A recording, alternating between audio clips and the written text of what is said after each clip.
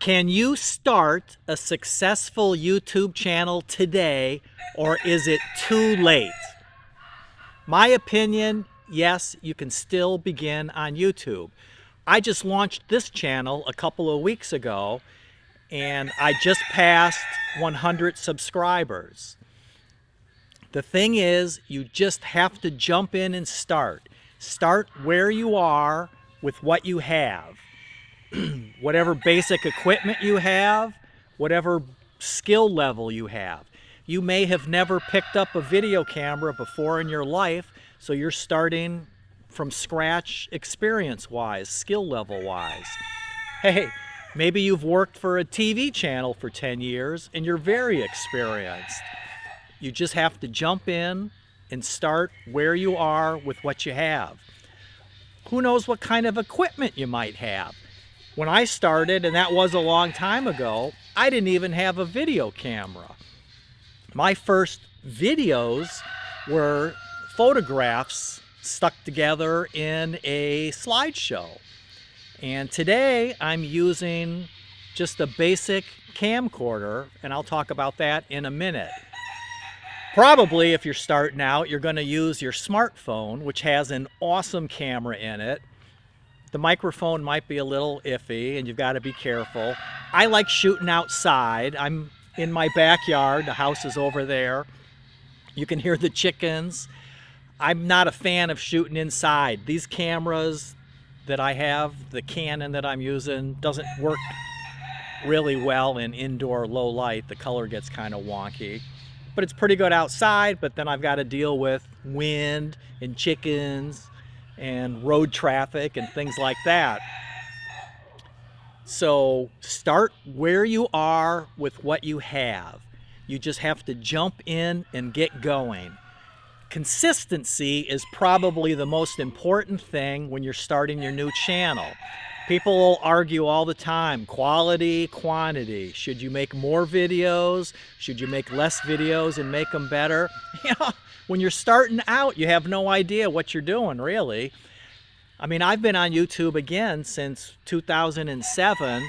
I'm starting this channel from scratch. I have in my mind what this channel's going to be about my passion of helping you, because I'm a YouTube product expert, so helping you solve problems and helping you understand the mechanics of what YouTube does.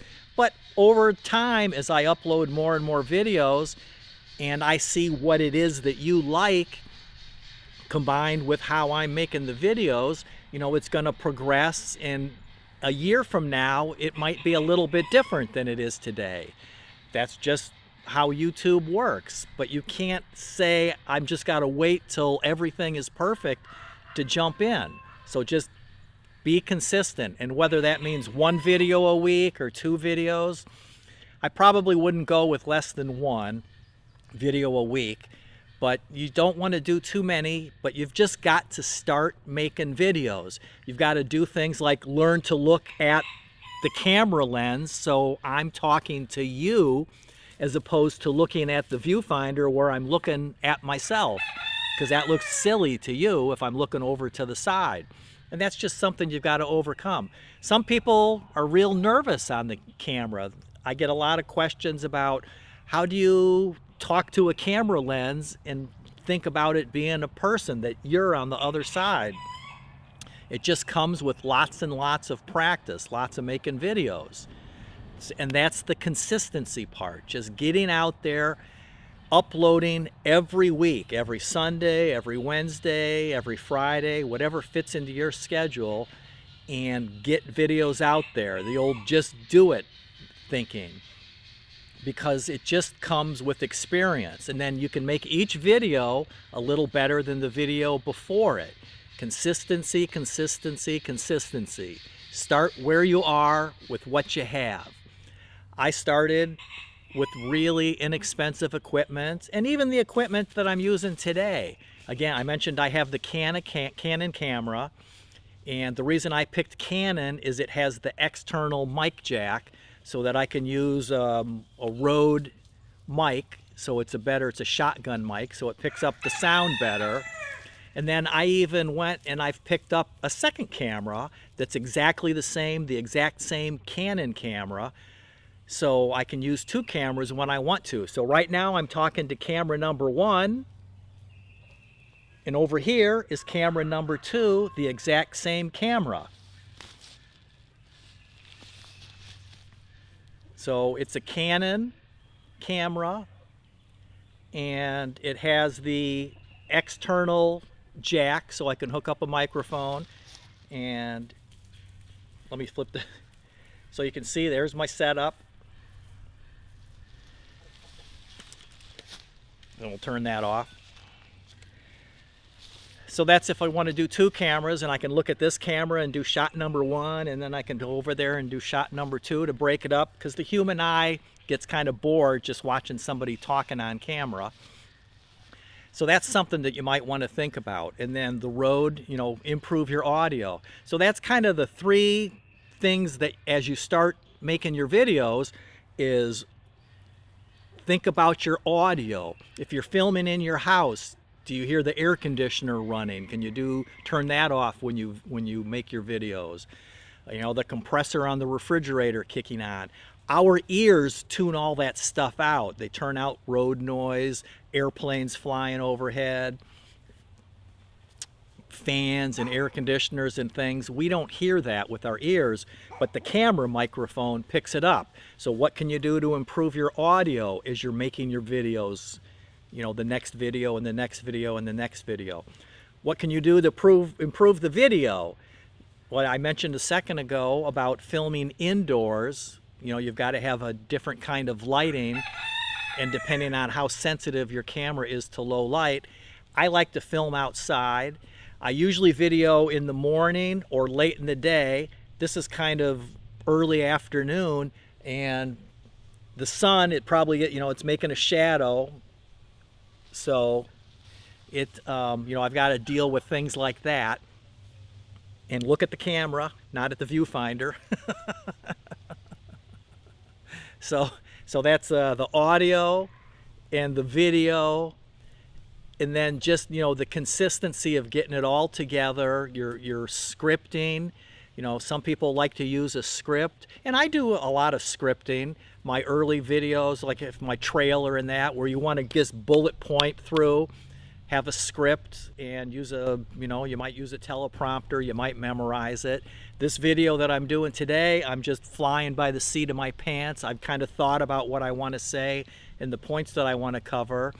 And it's, you know, so the bullet point of start where you are with what you have, your skill level and your equipment level, being consistent, just getting out there and making your videos and being regular and commit to uploading your video every week or whatever your schedule is going to be, because that's what YouTube likes.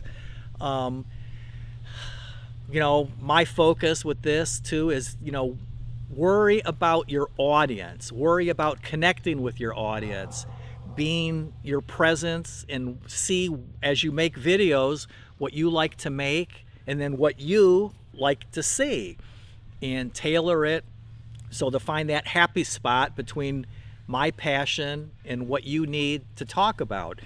And what's going to separate me, you know, there's old timers, Derral, Tim Schmoyer. They've been doing this for a long time, helping people with their video needs.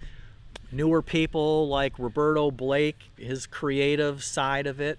You know, how can I help you that's different? And I'm the nuts and bolts guy. I'm the, you know, I know the product, YouTube, and how it works. And things like understanding the audience so that they see your videos, using your keywords in your titles, making better thumbnails, not worrying about the algorithm, worry about the human, the audience. And I'm a numbers guy, so I like to do that. But early on, when you're first starting your channel, you know, don't worry about impressions and click-through rates and audience retention and watch time. It's easy to get all caught up in the math, and you're like, this is too complicated. But it's, you know, when you're first starting out, those numbers really don't even mean anything anyway until you're getting hundreds and hundreds, even thousands of views. So just focus on making videos and seeing what you like to make and what your audience likes to watch. Something else to think about is your presence on the camera. What I mentioned, some people are really nervous talking to a camera, and some people, you know, it might come more natural. But you just need to focus on, you know, being in front of the camera and talking. And we all probably know that story, you've heard it, about the camera puts 10 pounds on you.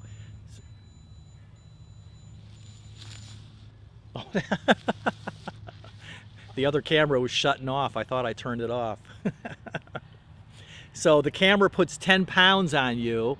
And the other thing it does is it tones down your intensity. I always like to go back and look at my early videos from years ago, and it's like, hi, I'm Rob, and I'm here to talk to you about making YouTube videos. And I thought I was, you know, intense. And you've got to ratchet up your intensity, so when you talk to the camera, you see it at a higher level, and you sometimes feel kind of silly, like you're being really animated and crazy. That I always think of like Gary Vaynerchuk and how he is on the camera. He's like, you know, man, you gotta, you know, he's like just wound up tight, and it's you know, you don't need to bring it to that level necessarily, but you've got to ratchet it up to where you feel kind of silly talking to the camera, that you know, I'm here to help you, but it gets toned down on the other end. And Gary's a great guy. I met Gary years ago at a book signing event. His book was just out and my book was just out. So we traded books and chatted for a while at a book signing that he was at. But so Gary's a good guy, but he is intense. And you don't have to be that intense, hopefully, to get your point across. So the thing, and then as you know, as you make your videos, as you get better and better, just your presence, talking to the camera, making simple videos to begin with, worry about your audio, you know, improve it each time, worry about the color and the lighting and your presence on the camera, and then you can start to do things like B-roll. You know, you can use B-roll to improve your story. For example, in one of my videos on my regular channel, I might be talking about taking care of the chickens, and you know, I might say something like, when I'm out taking care of the chickens, Bonnie, she likes to tease and harass Napoleon, one of our roosters. Well, if I'm just saying it like I just said it, it's kind of plain. But let's do that exact same section there, and let's use some B-roll.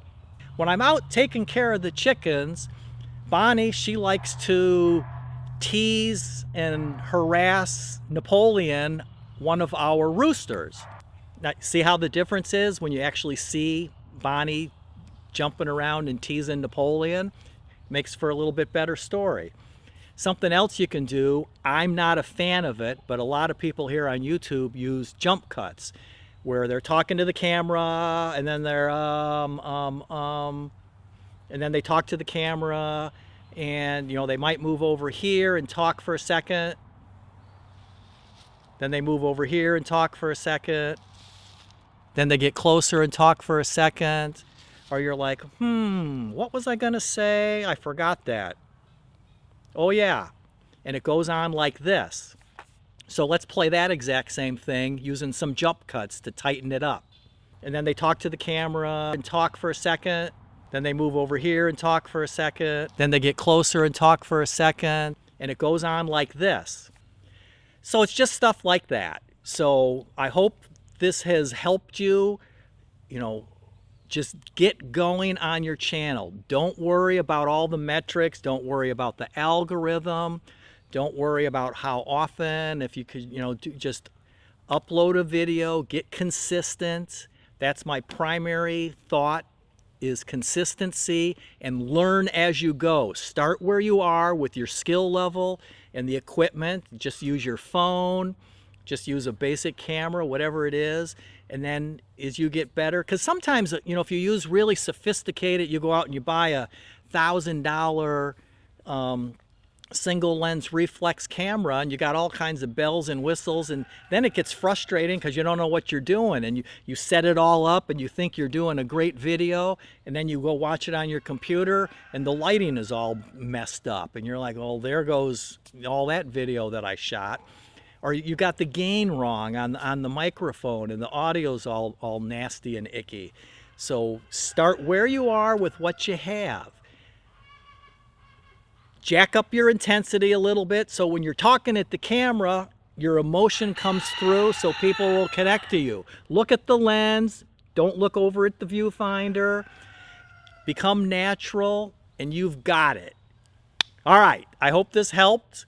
If you're still here, subscribe so you can get more videos about how to get in tune with YouTube, and I'll help you any way I can, and watch another video.